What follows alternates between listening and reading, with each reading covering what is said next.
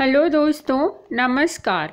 आप लोगों को नवरात्र की बहुत सारी शुभकामनाएं। तो आज की कहानी है गरीब की दुर्गा भक्ति। तो चलिए हम कहानी को शुरू करते हैं।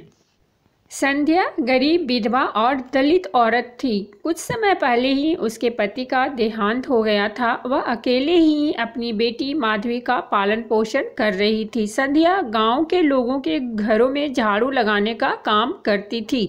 वह माँ दुर्गा की भक्त थी। दलित होने के कारण उसे मंदिर में प्रवेश करना मना था। माँ दुर्गा में अगाध श्रद्धा होने के कारण वह गांव के दुर्गा मंदिर के आगे भी साफ सफाई का काम करती थी।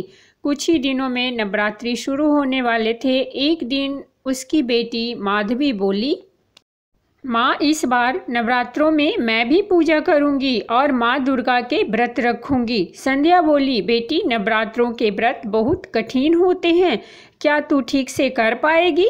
माधवी बोली, हाँ माँ, मैंने सोच लिया है। तो संध्या ने कहा, ठीक है, मैं भी तेरे साथ इस बार व्रत रखूंगी। इस तरह दोनों माँ बेटी ने व्रत करने की तैयारी शुरू कर दी। संध्या ने इधर उधर से कुछ पैसों का इंतजाम करके पूजा का सामान खरीदा। आज नवरात्रि का पहला दिन था। संध्या ने माधवी से पूछा, तुझे भूख तो नहीं लगी है? माधवी ने हंसते हुए कहा, लगी तो है, पर थोड़ी थोड़ी। दोनों माँ बेटी माँ दुर्गा को फूल अर्पित करने के लिए मंदिर जाती हैं। इन फूलों के सिवाय माँ दुर्गा को अर्पण करने के लिए उनके पास कुछ नहीं था। मंदिर में प्रवेश करने पर पुजारी उन्हें मंदिर के द्वार पर ही रोक कर बोला कि तुम माँ बेटी कहाँ अंदर जा रही हो? तुम्हें पता नहीं है कि तुम्हारी जाति वालों का मंदिर में जाना मना है? संध्या बोली, पुजारी जी, दुर्गा माता के लिए तो अपने सभी बच्चे एक समान होते हैं, फिर माता के मंदिर में आप हमारे साथ ऐसा भेदभाव क्यों कर रहे हैं? हमारा ही प्रवेश मंदिर में वर्जित क्यों? तब पुजारी बोला, हमारी बराबरी करने वाली तुम होती कौन हो? सदियों पुरानी रीत बदलने वाली तुम अपनी जात कैसे भूल गई?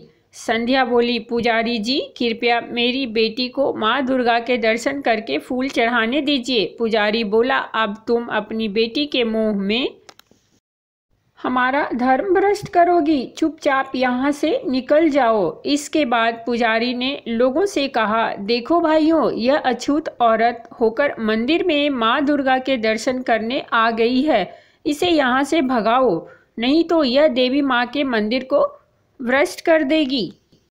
पुजारी की बात मानकर बाहर खड़े लोग उन्हें भगा देते हैं, लेकिन इसी बीच उन सब से नज़र बचाकर माधवी चुपचाप मंदिर के द्वार में से माँ दुर्गा को फूल चढ़ा देती है। माँ दुर्गा के दर्शन न होने के कारण माँ बेटी भारी मन से वापस लौट आते हैं। अगले दिन सुबह जब पुजारी मंदिर के द्वार खोलता है तो यह देखकर हैरान हो जाता है कि कल के चढ़ाए सारे फूल मुरझा गए हैं, मगर द्वार के पास पड़े फूल अभी भी ताजे हैं। यह देखकर पंडित आश्चर्य में पड़ जाता है। वह सोचता है कि मंदिर तो मैंने अभी अभी खोला है, यह कल के चढ़ाए हुए फूल किस भक्त के हैं जिनमें अभी भी ताजगी बाकी है। थोड़ी देर में ही यह बात सारे गांव में फैल जाती है। सभी अपने आप को माता का भक्त साबित करना शुरू कर देते हैं। सभी एक दूसरे को बता रहे थे कि फूल उनके द्वारा चढ़ाए गए हैं। इन सब से बेखबर संध्या और माधवी दोनों सच्चे मन से माता की भक्ति में मगन थीं। इसी तरह दिन बीतते गए और महाअष्टमी आ गई। संध्या और माधवी ने माँ दुर्गा को भोग लगाने के लिए थोड़े से चने, पूरी और हलवा बनाया था। इस भोग सामग्री को संध्या ने बहुत ही मेहनत से इकट्ठा किया था। संध्या कहती है, माधवी आ जाओ, व्रत के पारण का समय हो गया है। माँ की पूजा करने के बाद दोनों माँ बेटी अभी खाना खाने बैठी ही थी कि बाहर से एक बूढ़ी औरत की आवाज़ आई, अरे कोई इस बुढ़िया को भी खाने के लिए कुछ दे दो, मैंने 2 दिन से कुछ नहीं खाया है। माधवी और उसकी माँ बाहर देखती है कि घर के बाहर एक बेहद कमज़ोर और बूढ़ी औरत एक लाठी का सहारा लेकर खड़ी थी। उस बूढ़ी औरत को देखकर उनके मन में दया उमड़ आती है। वे अपना खाना उस बूढ़ी औरत को खाने के लिए दे देती है। बुढ़िया खाना खाकर तृप्त हो जाती है। वह उनको एक छोटी सी पोटली देते हुए कहती है कि इसे अपने पूजा के स्थान पर रख दो और इसे विजयादशमी के दिन ही खोलना।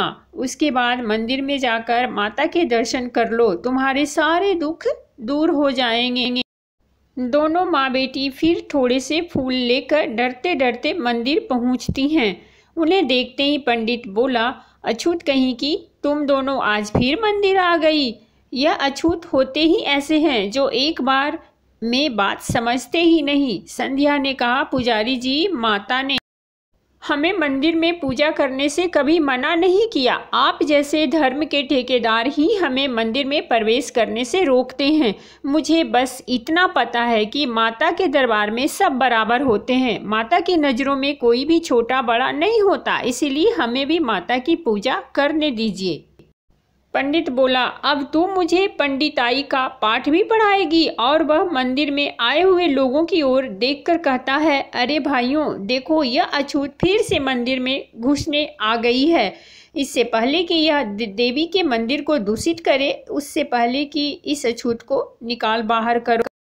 सारे लोग उन्हें बाहर से खदेड़ने लगते हैं जैसे वह कोई जानवर हो।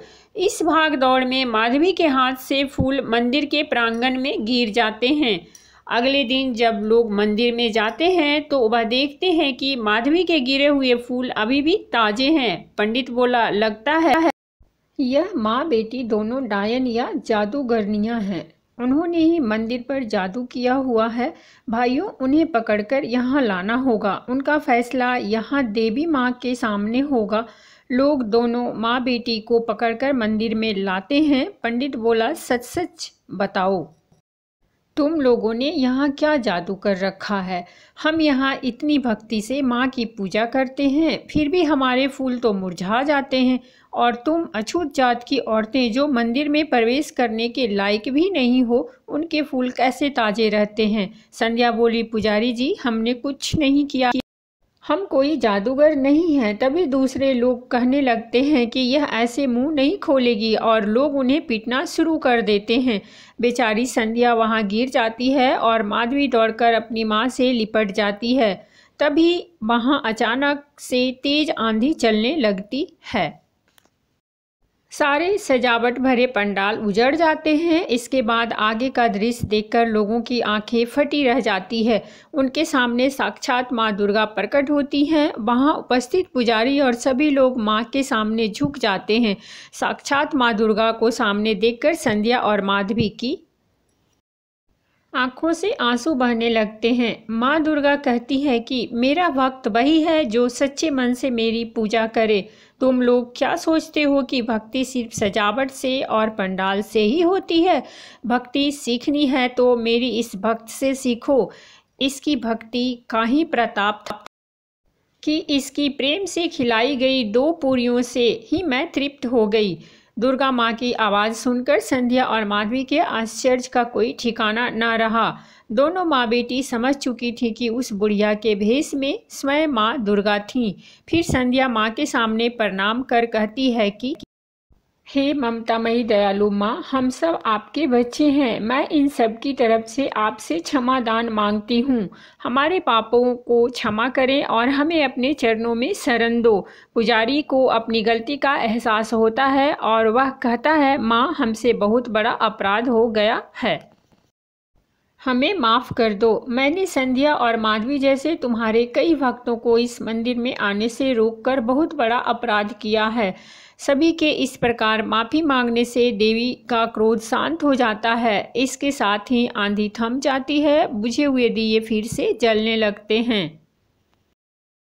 माँ दुर्गा कहती हैं कि आज माधवी और संध्या की भक्ति से प्रसन्न होकर मैं इस गांव को सुख समृद्धि और धन्य धान्य से भरपूर होने का आशीर्वाद देती हूँ।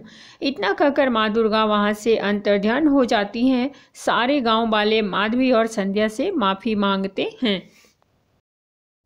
उस दिन के बाद किसी का भी, चाहे छोटी जाति का हो चाहे बड़ी जाति का, मंदिर में प्रवेश वर्जित नहीं रहा। आज विजयादशमी थी। उस बुढ़िया जो कि स्वयं माँ का रूप थी, कहे अनुसार जब संध्या और माधवी ने वह पोटली खोली तो उसमें से बहुत सारे हीरे जवाहरात और मानिक निकले। यह देखकर दोनों की आंखों में आंसू आ गए और मन दुर्गा माँ के प्रति श्रद्धा से भर गया।